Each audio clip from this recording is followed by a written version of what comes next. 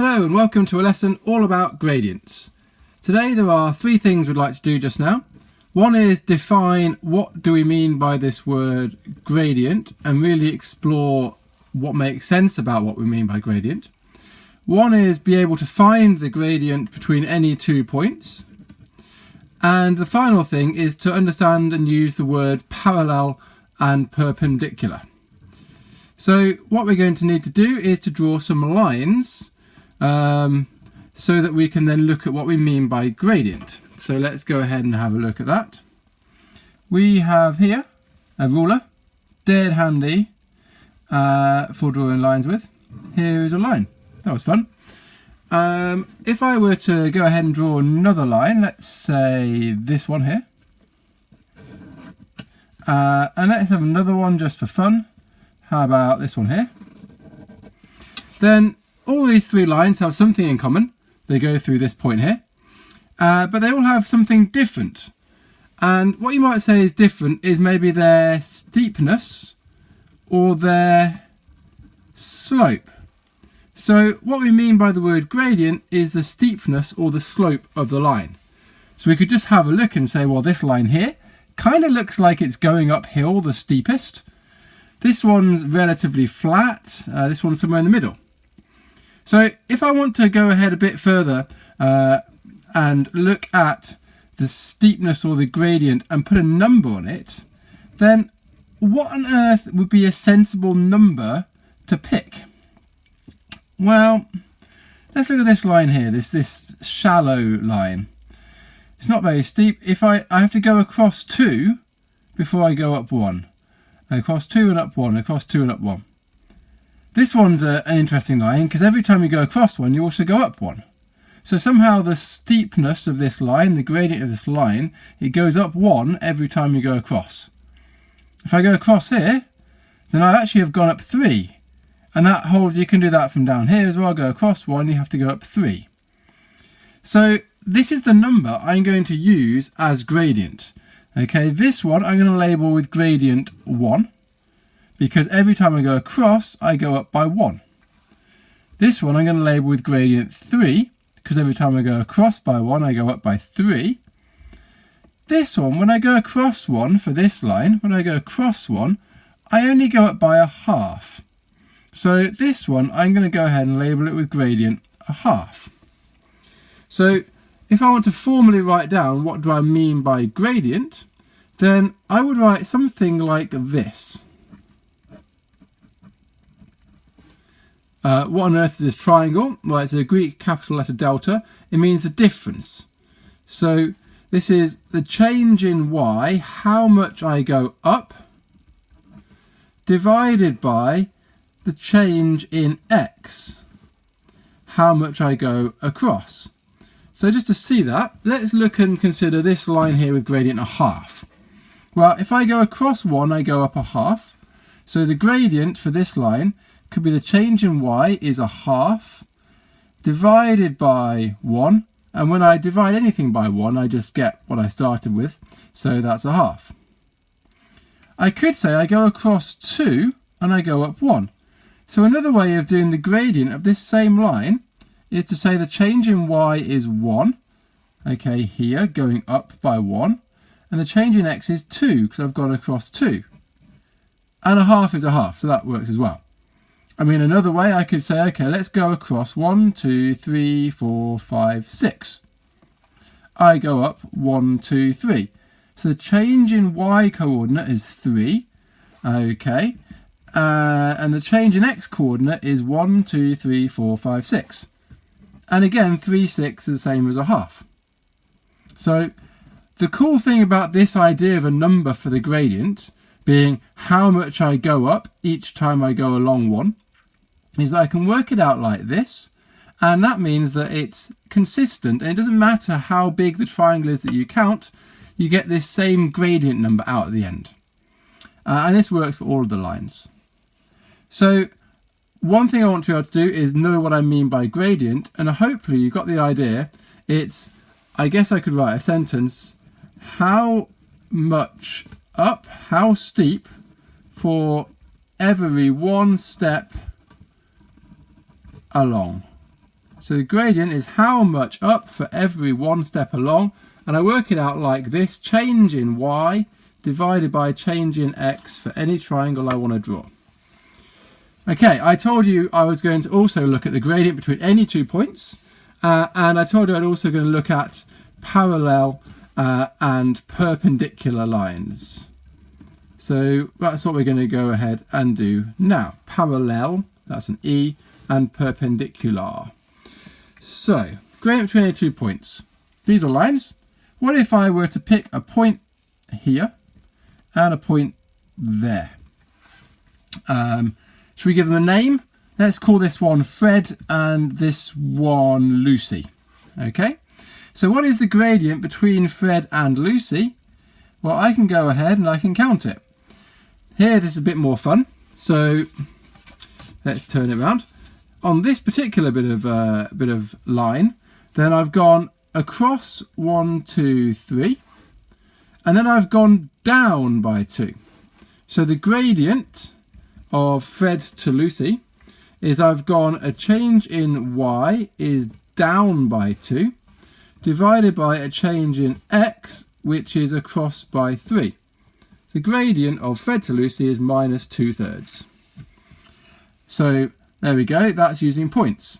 But what if I got given the points and I only got given coordinates and I couldn't be bothered to plot them because that was going to take time in my exam? So let's suppose that we're going to have a point which is at, I don't know, 4 and 1, and we're going to have another point that is at, let's say, 2 and 5, and we're supposed to find the gradient between these 2 points. Well, what I want to do is work out the gradient, and that is the change in the y coordinates divided by the change in the x coordinates. There's only one thing to be careful of here, right, and this is really important, is that I mean the change going in the same direction. So let's say I do the change in this direction. The change in y coordinates is from 1 up to 5, so that's a change of 4. The change in x coordinates is from 4 down to 2, so that's a change in minus 2. And I can simplify that fraction. 4 divided by minus 2 is in fact a gradient of minus 2. Now, just for interest, what if I decided to go backwards? What if I chose to go this way? Well, then the gradient of this line, which joins the same 2 points together, is the change in y divided by the change in x. And so let's see, the y coordinate has gone from 5 down to 1 going this way. So that's a change of minus 4. And the x coordinate has gone from 2 up to 4 going this way, which is a change of plus 2. Minus 4 divided by 2 is minus 2.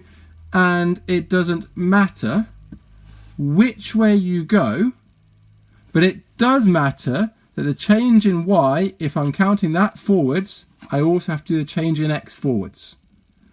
Here I could do it backwards, but then I have to make sure I do both of them backwards. Otherwise you'll get the wrong answer. Okay, great. Let's look at where we started. Gradient, steepness, is how much I go up for every one step along. Gradient between 2 points, all I've got to do is figure out the change in the y coordinate divided by the change in the x coordinate and just make sure I go forwards or backwards, but the same direction each time. So parallel and perpendicular. Let's have a look at that over here. So let's have a new line. Here's going to be a fun line. Let's do that. Straight away I can say it's going downhill, the gradient's negative, and every time I go across 1, well actually by going across 1 I've only gone down by a half.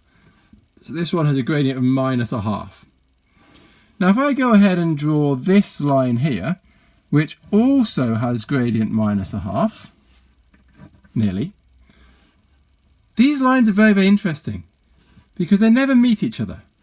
You can imagine it like train tracks if you want. So here are my train tracks. Parallel lines are like train tracks, they never ever meet each other. Okay, so that's what we mean by parallel. And by definition, okay, parallel must have the same gradient. Parallel must have the same gradient. Why? Well, if I'm going in the same direction, that literally is what we mean by the same gradient. So every time I go across 1 and down a half, this guy has to also go across 1 down a half. Otherwise, my train tracks go skewy and they end up meeting each other.